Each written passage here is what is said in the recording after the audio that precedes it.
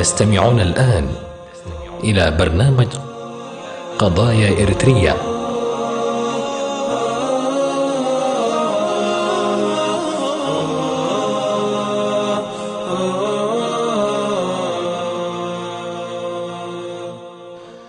بسم الله الرحمن الرحيم. الحمد لله رب العالمين، والصلاة والسلام على نبينا محمد وعلى آله وصحبه أجمعين. مشاهدي الكرام، شبكة سلام الإعلامية، سلام الله عليكم ورحمته وبركاته. أهلا ومرحبا بكم في حلقة جديدة من برنامجكم برنامج قضايا إريتريا. اليوم سنتناول قضية مهمة هي حديث الساعة وحديث العصر، على الموجة الثانية من مرض كورونا. تتابعون إن شاء الله على الفيسبوك وعلى التويتر وعلى مواقع التواصل الاجتماعي لقناة سلام، وكذلك على اليوتيوب مباشرة.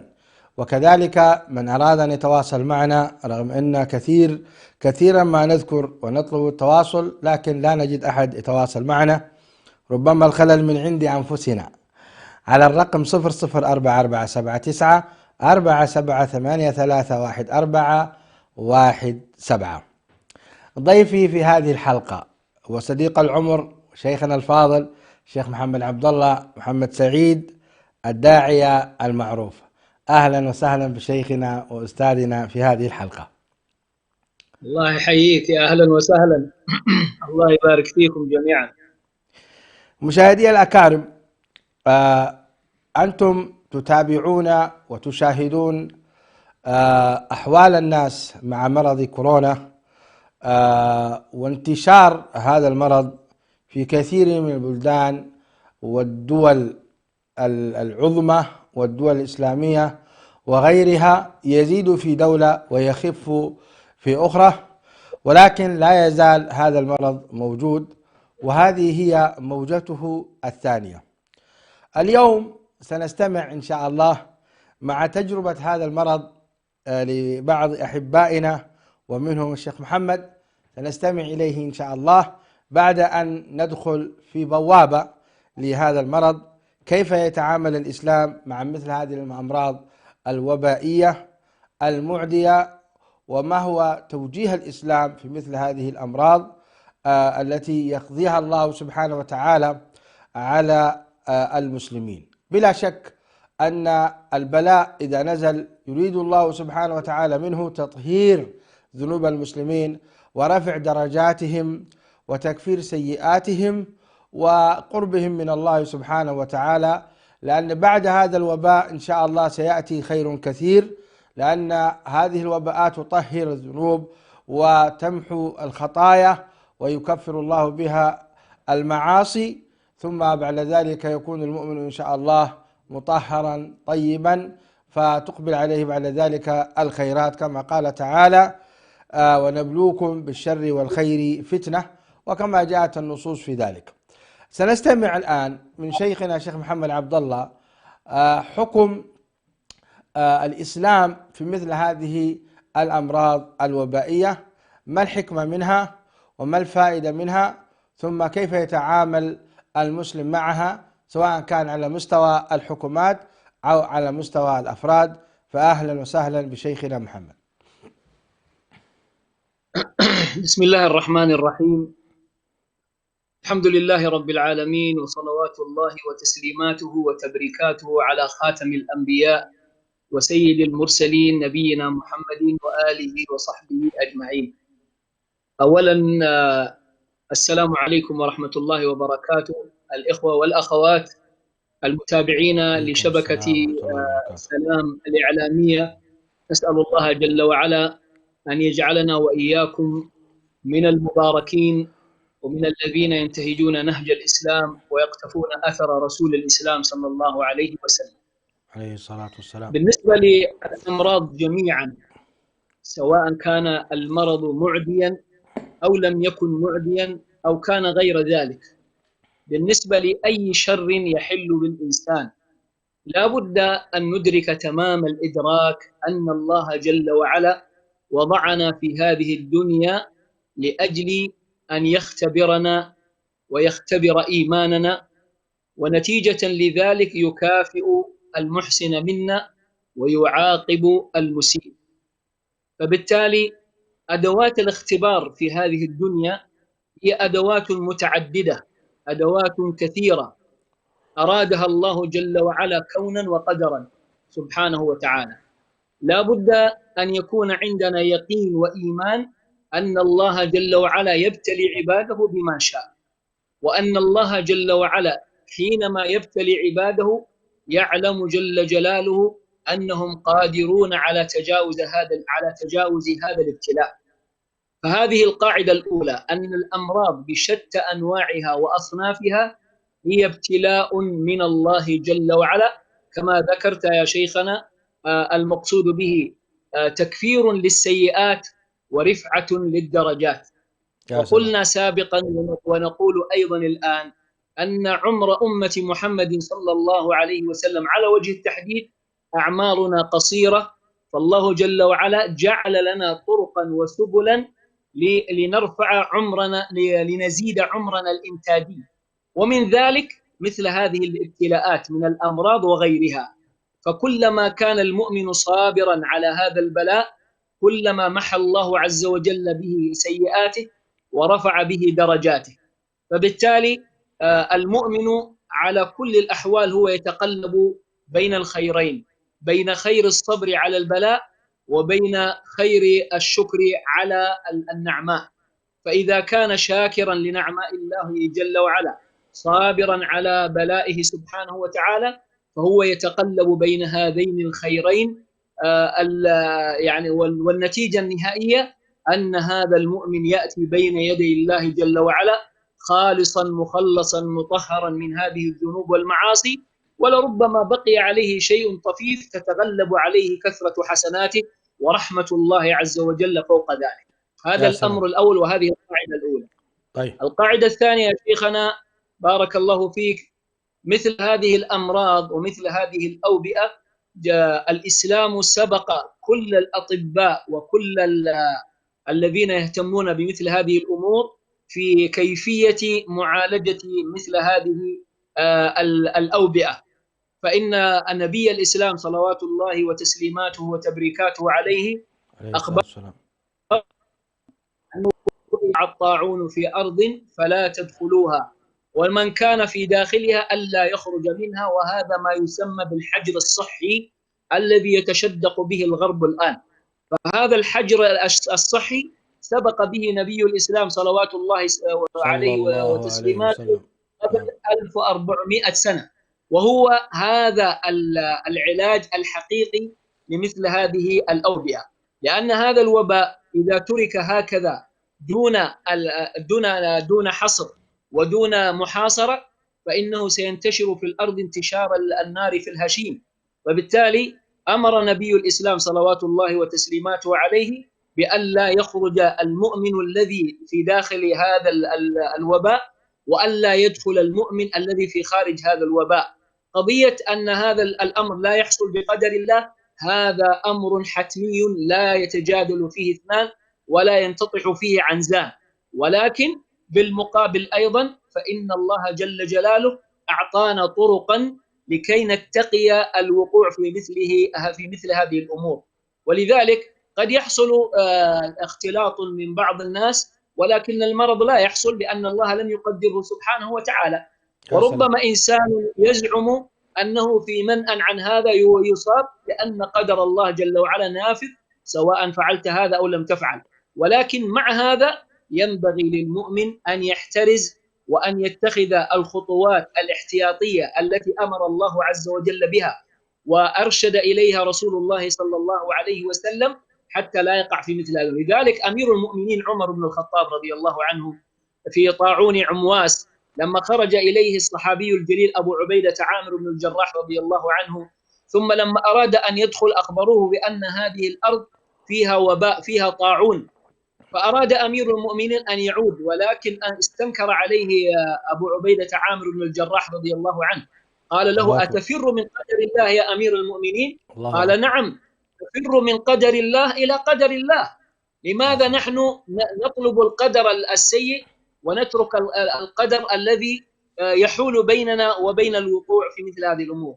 وكان الفيصل في ذلك أن جاء الصحابي الجليل عبد الرحمن بن عوف رضي الله عنه وأخبرهما بأن النبي صلى الله عليه وسلم أمر بأن لا ندخل إلى الأرض الموبوءة وأن الناس الموجودين فيها ألا يخرجوا منها، فرضي الجمع بهذا، ورجع أمير المؤمنين عمر رضي الله عنه إلى المدينة. وهكذا هذا هو منهج الإسلام.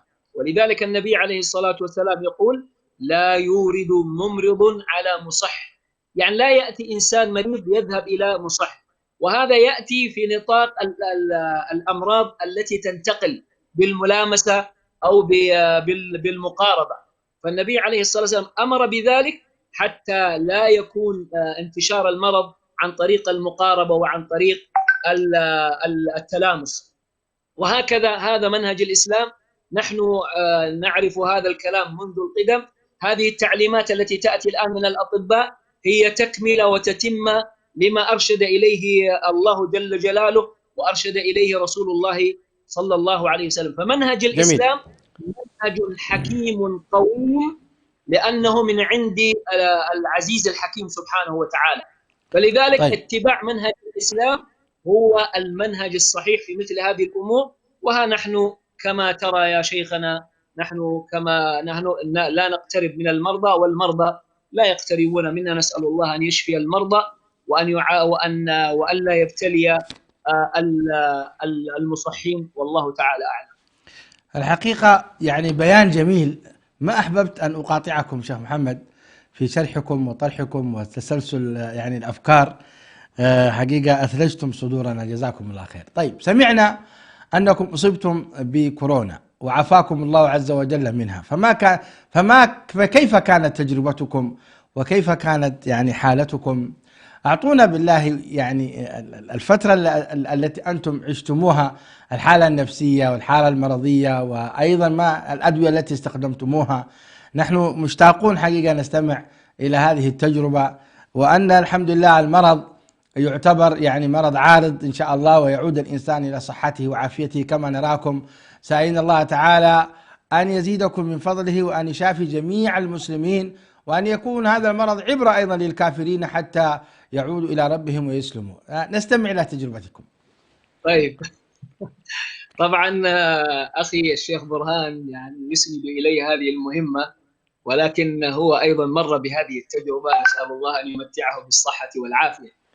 لا شك ولا ريب أن مرض كورونا يا جماعة، ترى يعني وإن كان في الخطورة يعني تتفاوت الأمراض، ولكنه مرض مثل أي مرض. دائما إذا استيقنا أن هذا المرض يعني هو من عند الله جل وعلا يبتلي به عباده، ترى النفس تسكن يا شيخ برهان. والله النفس تسكن حينما تدرك أن هذا ابتلاء من الله عز وجل، وأن الله عز وجل أراد بهذا المؤمن الخير. فإذا أدركنا هذا النفس تسكن. أنا بفضل الله عز وجل يعني جاءني هذا البلاء أو هذا المرض، وحقيقة أنا ما أدركت أني كنت مصاب إلا بعد أن تم فحصي وأدركوا أن النتيجة إيجابية. فمجرد أن جاءني، أنا لا أخفيك يعني فوجئت حقيقة يعني ولكن المفاجأة ما تعدت يعني دقيقة واحدة. ثم زوجتي كانت بجانبي، قالت: الحمد لله على كل حال، الأمر سهل إن شاء الله، سنعزلك، تعال. هذا الأمر الأول. بدأت طبعا أعتزل أولادي حتى لا يقعوا معي في هذا الإشكال. طبعا الشيء ليس بالغريب، زوجتي أيضا كانت معي في نفس الإشكالية، وهذا من فضل الله أنها كانت معي حتى لا أكون وحيدا يعني. فحجرتما سويا، يعني تم الحجر عليكما سويا. الحمد لله، وهذا من فضل الله عز وجل. يا سلام، تؤانسك وتؤانسها. أي الحمد لله. فأصبحنا معزولين عن الأولاد، وجزاهم الله خير. أولادي بارك الله فيهم وجزاهم الله خير الجزاء، قاموا بخدمتنا طوال هذه الفترة التي كنا معزولين فيها، تقريبا حوالي 12 يوم تقريبا. كانوا يخدموننا: تريدون شيء، يعني تحتاجون شيء أو ما شابه ذلك، إلى أن تعدي. طبعا في المرحلة هذه يا شيخ برهان في البلد الذي أنتم فيه بارك الله فيهم أرسلوا لنا أو أرسلوا لي أنا على وجه التحديد الدواء، دواء يعني من الأدوية والعقاقير، أرسلوا لي حتى يعني زي ما تقول إيش يكون سند ومعونة في الشفاء من هذا المرض. زد على ذلك الفيتامينات وما شابهها، ولكن التركيز كان عندنا على ما يسمونه بالطب الشعبي، أو أنا أقول أو كما يصح أيضا أن نقول الطب النبوي. الثوم، العسل، القسط الهندي، والزنجبيل، الشاي الأخضر، كل هذه الأمور هي من الأشياء المعينة في تعدي مراحل هذا المرض. طبعا هو في النهاية المقصود أن الإنسان يرفع المناعة عنده إلى أعلى درجة.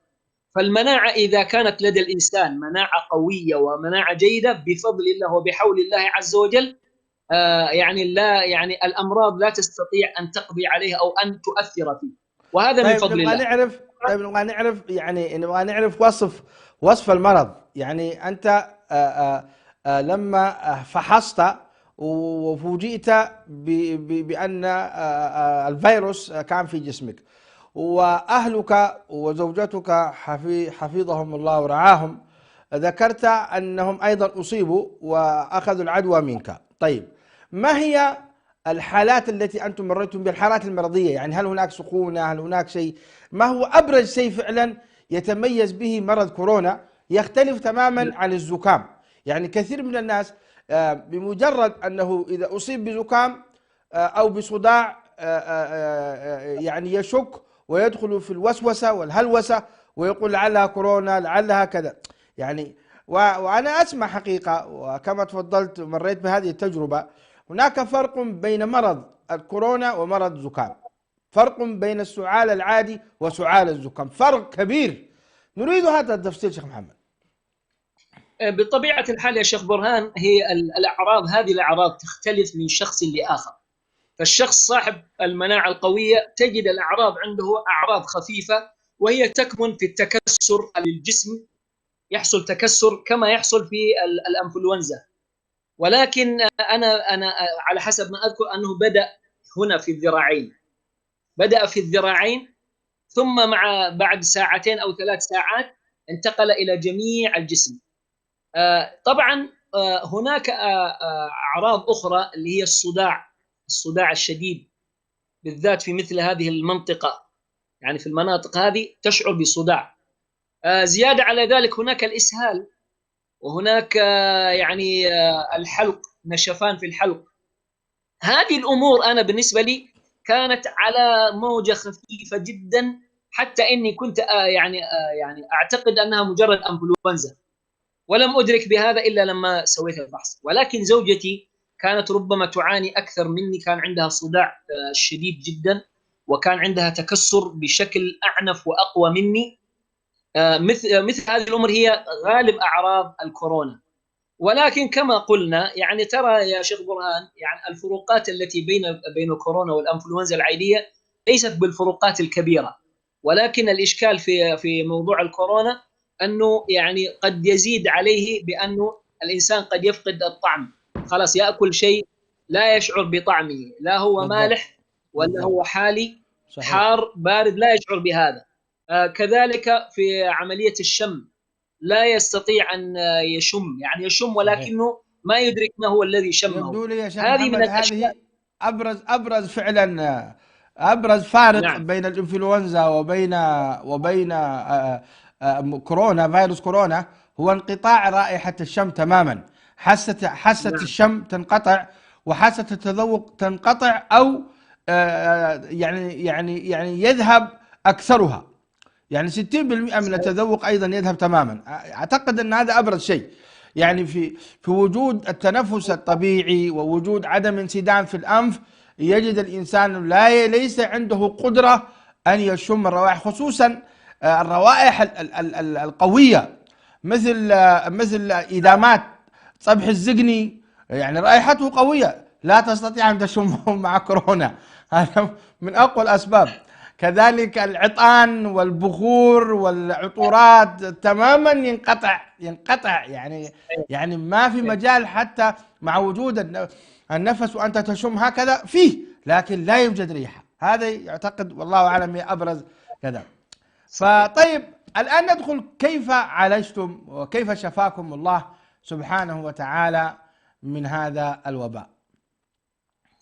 طبعا يا شيخ برهان، الشيء الذي أريد أن أذكره قبل أن نذكر هذا، كلما كان الإنسان في حال الصحة معتنيا بهذه الأمور كلما كانت مناعته في أعلى الدرجات بفضل الله عز وجل. من يوم أن بدأت موجة كورونا قبل سنة تقريبا، أنا كنت آخذ الثوم والعسل والحبة السوداء والزنجبيل وما شابه، كل هذه الأمور شبه يومي أنا كنت آخذها.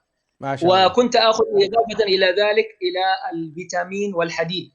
كل هذا أعتقد، والعلم عند الله، أعتقد أن هذا كان له دور كبير في أن المناعة كانت جيدة، فبالتالي استوعبت يعني هذا الفيروس واستطاعت أن تتعامل معه بفضل الله عز وجل تعاملا جيدا. والتأثير كان تأثير طفيف جدا لا يكاد يذكر، صدقني يا شيخ برهان، لولا أن الله جل وعلا كشف لي هذا الأمر من خلال هذا الفحص، وإلا أنا ما كنت أدرك أنني مصاب بكورونا. حتى التكسرات التي حدثت عندي كانت لمدة يومين فقط، ثم لم تعد. إذا لماذا أنت فحصت؟ لماذا فحصت طالما أنت كنت بصحة عافية؟ طبعا يعني أنا أذكر هنا من باب الذكر والشكر للحكومة السعودية أنها تقوم بمحاصرة عظيمة قوية جدا لهذا المرض، وهم يطلبون حينما يعود أي مسافر إلى المملكة أن يعمل هذا الفحص أقل شيء قبل 72 ساعة قبل عودته إلى المملكة. يعني وأنا أذكر أيضا أنك حينما تعود إلى المملكة لا يكتفون بهذا، يأخذون منك أنك عملت هذا الفحص، ثم يطلبون منك أن تعزل نفسك لمدة يومين في البيت، وفي اليوم الثالث تعمل فحصا جديدا، بناء على ذلك تبدأ تنطلق في الحياة. وأنا اليوم هذا أول يوم لي من بعد عودتي إلى المملكة، أول يوم لي أنا أخرج خارج البيت، يعني أمس عملت الفحص والنتيجة طلعت سلبية والحمد لله. أخبروني بأني بإمكاني أن أتجول، ولكن مع أخذ الحيطة والاحتراز، الكمام والتباعد وما شابه ذلك. يقولون أجمل كلمة في عام 2000، يقولون أجمل كلمة في عام 2000 سلبي.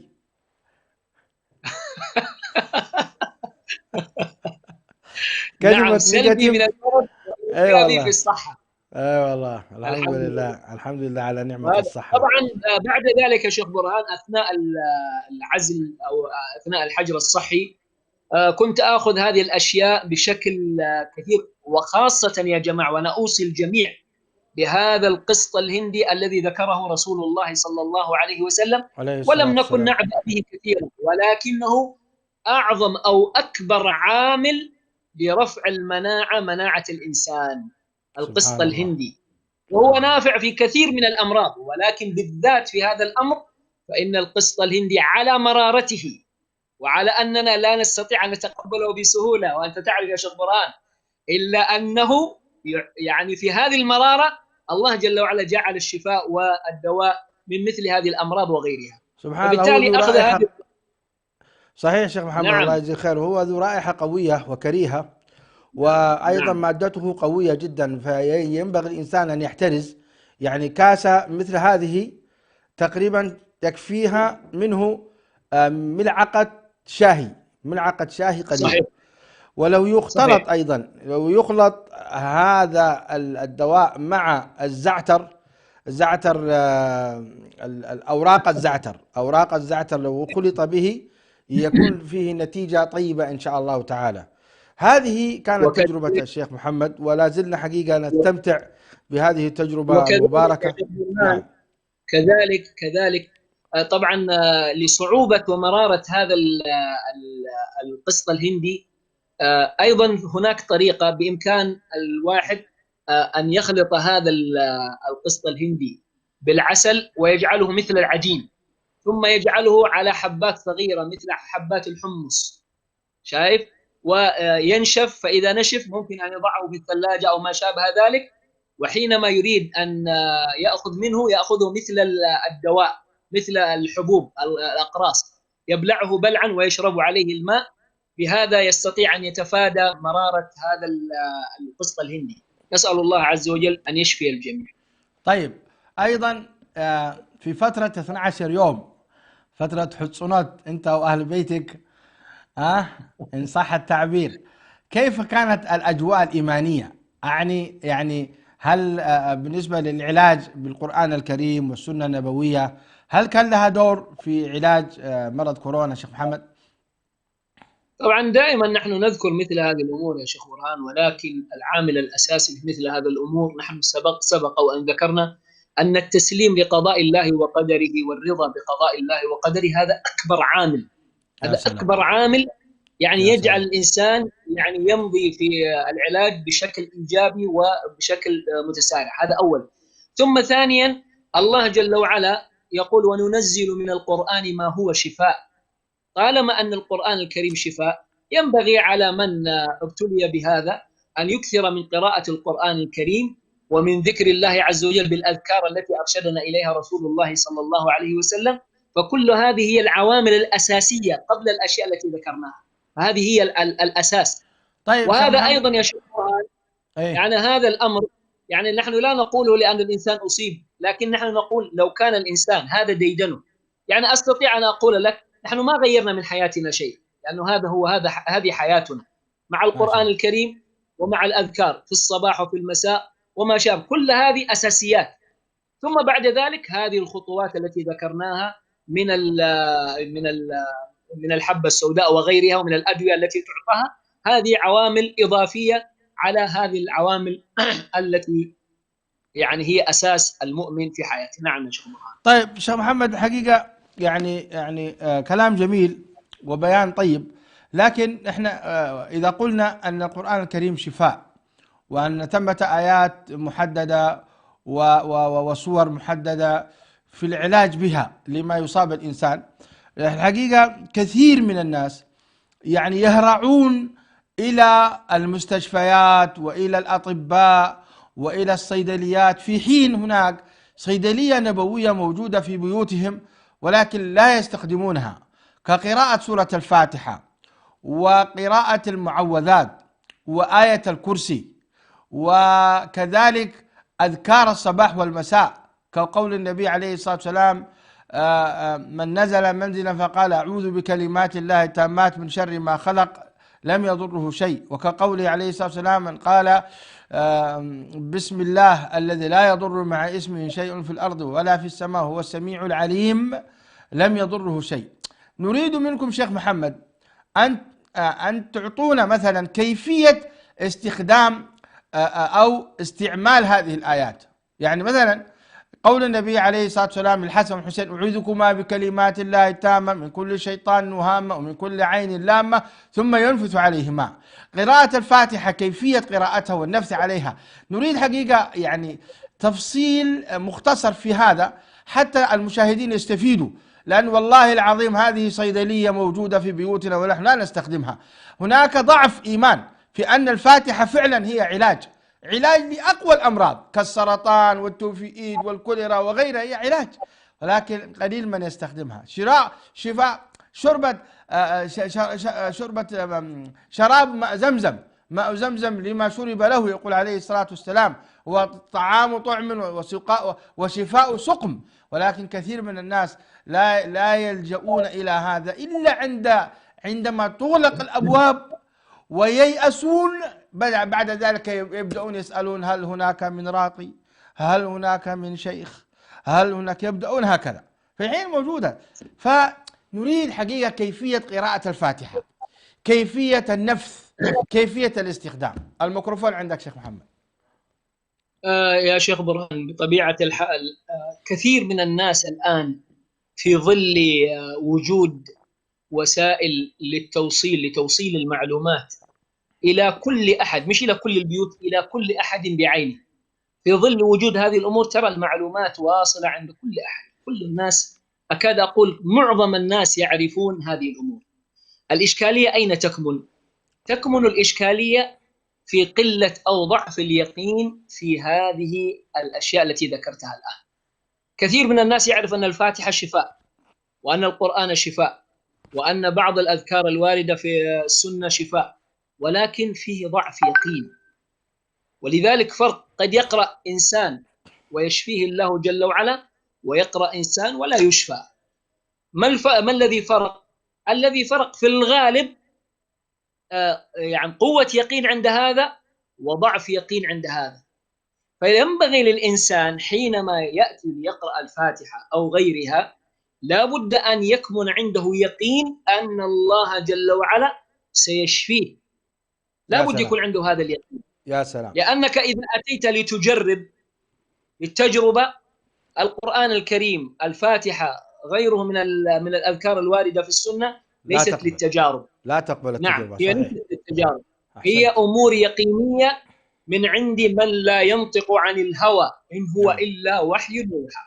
يا سلام. أبو سعيد الخدري رضي الله عنه كان في سفرة من سفراته هو ومجموعة من الصحابة رضي الله عنهم، فمروا بحي من الأحياء فطلبوا من أهل هذا الحي أن يقروهم، يعني أن يضيفوهم، فرفض أهل هذا الحي أن يضيفوهم. وبينهم كذلك فإذا برجل يأتي يقول لهم: هل منكم من راق؟ فإن سيد هذا الحي لديغ، وفي رواية سليم، يعني من باب التفاؤل، يعني أن الحية لدغته. فقام أبو سعيد الخدري رضي الله عنه قال: نعم أنا أرقي، ولكنكم لم تقرونا، لم تضيفونا، فنحن لن نرقي إلا إذا جعلتم لنا جعلا، يعني تعطونا مقابل. فذهب أبو سعيد الخدري فرضيوا بهذا، فذهب أبو سعيد الخدري رضي الله عنه وقرأ على هذا الرجل الفاتحة 7 مرات. لما قرأ الفاتحة 7 مرات ونفث في مكان اللدغ قال: كأنما نشط من عقال، يعني قام وكأنه لم يصب بلدغة. سبحان الله. هذا يكمن في أمر مهم. أولا الأمر المهم هذا هو يقين أبو سعيد الخدري رضي الله عنه في أن الفاتحة هي شافية بإذن الله تعالى. الله أكبر. وكان هذا الأمر وحصل. ثم بعد ذلك يعني حينما أخذوا هذا الجعل قطيع من الغنم تشاوروا فيما بينهم وقالوا: لا نقسم بيننا حتى نخبر رسول الله صلى الله عليه وسلم. فذهبوا إلى النبي صلى الله عليه وسلم وأخبروه بالقصة. فالنبي عليه الصلاة والسلام أشاد بهذا الأمر، قال: وما يدريك أنها رقية؟ يعني وما الذي أدراك أنها رقية؟ قال: اجعلوها أسهما واضربوا لي معكم بسهم، أو كما قال صلى الله عليه وسلم. عليه الصلاة والسلام. هنا الآن هذا الحديث ينص نصا صريحا في أن الفاتحة هي بإذن الله عز وجل شافية لأي مرض من الأمراض. فبالتالي الإنسان مطالب في هذه الحالة إذا كان عنده مرض أيا كان هذا المرض، سواء كان كورونا أو غيره، يقرأ على نفسه الفاتحة 7 مرات وينفث على نفسه أو على يديه ثم يمسح على ما طيب. يعني صفة شيخ محمد، صفة الرقية، يعني أفيدونا في صفة قراءة الفاتحة والنفث والمسح. يعني الآن كأنك ترقي نفسك حتى يعني يستفيد المشاهد، سواء كان شاهد قبل هذا فيكون تذكيرا له، وإذا كان جاهل فيكون تعليما له، خصوصا الأخوات في البيوت، وهن يعني طبيبات لأزواجهن وطبيبات لأبنائهن. حقيقة مثل هذا الموضوع مهم جدا جدا، أن يلجأ الناس إلى الله، وأن تقوى يعني أن يقوى يقينهم بالله تبارك وتعالى، وتقوى يقينهم بهذه الرقى الشرعية. فنريد صفة قراءة سورة الفاتحة وبعد الرقى. طبعا ورد عن النبي عليه الصلاة والسلام في أكثر من حديث أنه عليه الصلاة والسلام كان يقرأ المعوذتان وقل هو الله أحد وينفث على يديه. طبعا النفث يا جماعة هو هواء يخرج من الشفتين، يعني وليس فيه ريق، ليس فيه إيش ريق. ثم يبدأ إيش يمسح، يبدأ من هنا على ما استقبل من جسده هكذا إلى أن ينزل إلى أسفل القدمين، هكذا يفعل. إذا أراد أن أيضا في الفاتحة يقرأ الفاتحة 7 مرات، ثم بعد ذلك أيضا ينفث ثم يمسح عليه. طبعا إذا كان هو سيقرأ على إنسان، هل ممكن يقرأ الفاتحة فاتحة الفاتحة وينفث على جسمه، أو يقرأها جملة واحدة؟ لا يمنع ممكن يعني يقرأ في المرة الأولى ينفث، ثم في الثانية وينفث، ولا يمنع أنه يقرأها كلها مع بعضها ثم ينفث، لأنه المقصود أن هذا الفم الآن اختلط بالآيات القرآنية. طبعا مما لا يدركه كثير من الناس أن هذا القرآن له أثر غير مرئي في هذا الفم، أو إذا كان سنقرأه على ماء، على هذا الماء. طبعا الآن العلم الحديث اكتشف أمور يعني لا تكتشف إلا بمثل هذه الأجهزة المخبرية. يعني اكتشف عالم ياباني أن الماء الذي يقرأ عليه القرآن أن جزيئاته تتكاثر يعني بتضاعف يعني كبير جدا، يصل إلى ملايين الجزيئات، يعني بخلاف الماء الاعتيادي الذي لم يقرأ عليه القرآن، مما دل على أن هذا الماء تأثر تأثرا عظيما جدا بما قرئ عليه من القرآن. فالقرآن الكريم، وإن كنا للأسف نحن كمسلمين لا ندرك أن له الأثر العظيم بمثل هذه الحيثية وبمثل هذه الدرجة، إلا أنه هو هذا حقيقته. فلذلك اليقين لن يرتبط بمثل هذه الاختبارات التي حصلت، ولكن اليقين ينطلق من كلام الله عز وجل ومن كلام رسوله صلى الله عليه وسلم، أن القرآن شفاء، وأن القرآن له أثر كبير حتى على القلوب له أثر. يكفينا قول الله عز وجل: لو أنزلنا هذا القرآن على جبل لرأيته خاشعا متصدعا من خشية الله. إذا كان الجبل والجماد يتأثر هذا التأثر العظيم، فما بالك بالإنسان الذي هو مكون من مشاعر وأحاسيس ومن لحم ودم؟ لا شك أن الأثر فيه سيكون إيش؟ سيكون أعظم. ولذلك لا بد أن ندرك أن مثل هذه الأمور لا تؤخذ نيات ولا تؤخذ بالتجارب، إنما تؤخذ باليقينيات. فإذا استيقن الإنسان لا تحتاج أن تذهب إلى الشيخ الفلاني وإلى الراقي الفلاني، يكفي أنت أن ترقي نفسك وأن ترقي أهل بيتك. يكفي المرأة أن ترقي زوجها وأن ترقي أولادها. يكفي الرجل أن يرقي زوجته وأن يرقي أولاده، فإنهم هم أقرب إلى الله عز وجل من هذا الراقي، لأنهم في اضطرار وفي إلحاح وفي حاجة، فبالتالي ستكون قلوبهم حاضرة وسيكون الأثر أعظم مما لو أنه قرأ عليه غيرهم من الناس، سواء كانوا مشايخ أو غيرهم. بارك الله فيكم شيخ محمد، حقيقة بيان طيب وطرح جميل، جعل الله ذلك في موازين حسناتكم. أرجو أن يكون المشاهدين متابعين معنا ومستفيدين لهذا الطرح الجميل، والحمد لله الذي شفاكم من هذا المرض، ونسأل الله تعالى أن يمن علينا وعليكم. طيب، الحقيقة مرض كورونا في إريتريا، في داخل بلادنا إريتريا، لا يعد حقيقة مرضا، إنما هو حالات بسيطة جدا وتم التخلص منها ولله الحمد، وهذا من فضل الله سبحانه وتعالى، في حين أن الحكومة تأخذ التدابير القوية لإزالة من للحيلولة دون المرض الشعب من هذا المرض.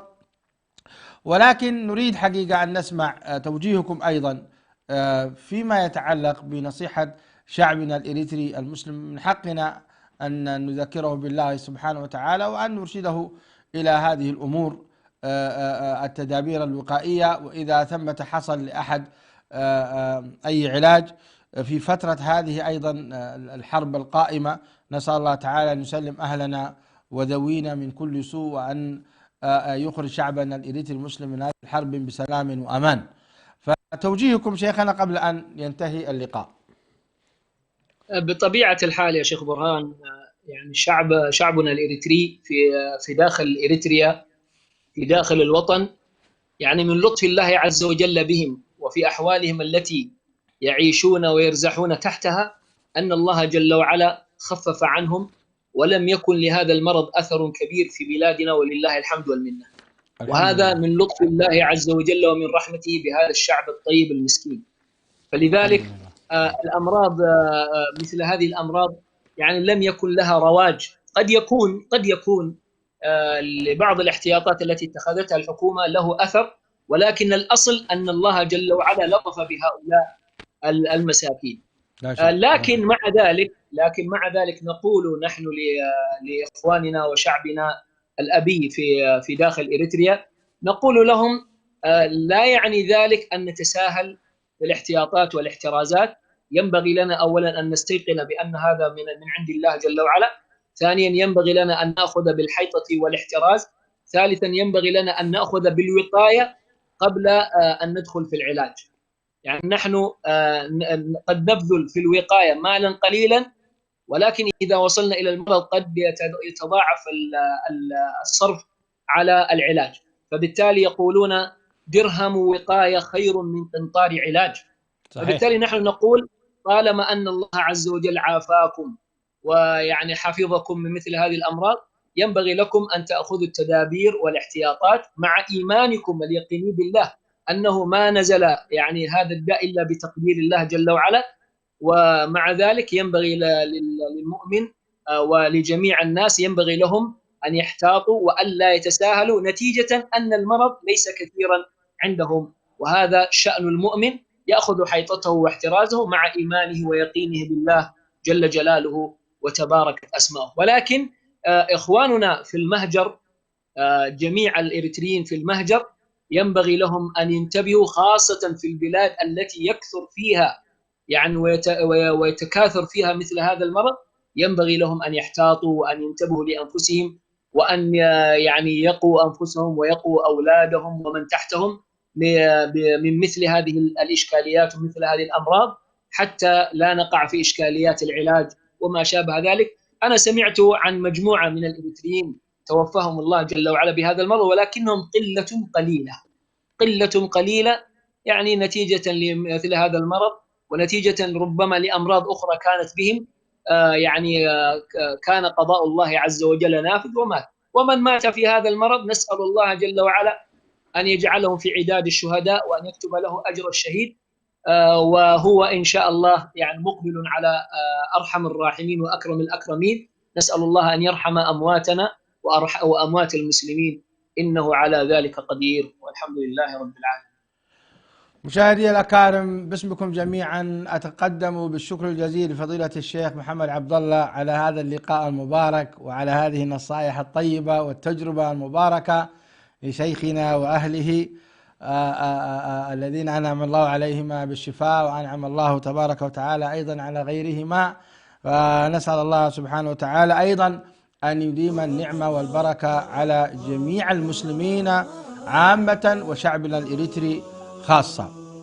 مشاهدي الأكارم، كما أن أيضا أضيف إلى ما ذكره شيخنا الشيخ محمد عبد الله من النصائح لشعبنا الإريتري أن لا ينتظروا حتى يصل إليهم هذا المرض، إنما عليهم أن يقووا مناعتهم بشكل أكبر باستخدام العسل وحبة البركة والثوم والبصل والفلفل الحار البربري. الفلفل الحار أيضا هو قوي جدا ويقضي على الفيروس بإذن الله، وكذلك القسط الهندي والزعتر. وكل هذه سبحان الله الأعشاب والأمور الطبيعية موجودة في إريتريا ولله الحمد. لدينا عسل من أفضل أنواع العسل، ولدينا حبة البركة، ولدينا كل هذا موجود في بلادنا، لا نحتاج نستورده من أي جهة. فالله الله بأكل هذه الأمور وتقوية المناعة. أسأل الله تبارك وتعالى أن يزيد شعبنا الإريتري صحة وعافية وقوة، وجميع المسلمين. ألقاكم في الحلقة القادمة إن شاء الله على الخير. هذا أخوكم برهان يحييكم، والسلام عليكم ورحمة الله وبركاته.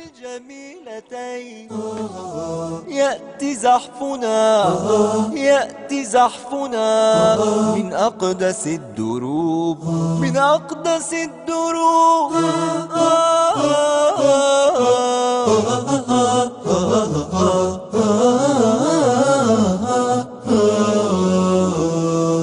Pa pa pa pa pa pa pa pa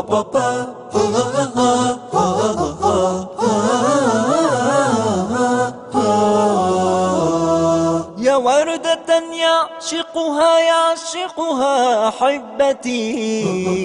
يا عليك يا جنة عشت بها طفولتي. يا وردة يعشقها أحبتي. يا جنة عشت بها طفولتي. يا جنة عشت بها طفولتي. يا عليك يا أنت يا ضحية الحروب يا أنت. إريتريا يا جارة البحر ويا منارة الجنوب. إريتريا يا درة البحر ويا منارة الجنوب. من أجل عينيك الحزينتين، من أجل عينيك الجميلتين، يأتي زحفنا من أقدس الدروب، من أقدس الدروب. إريتريا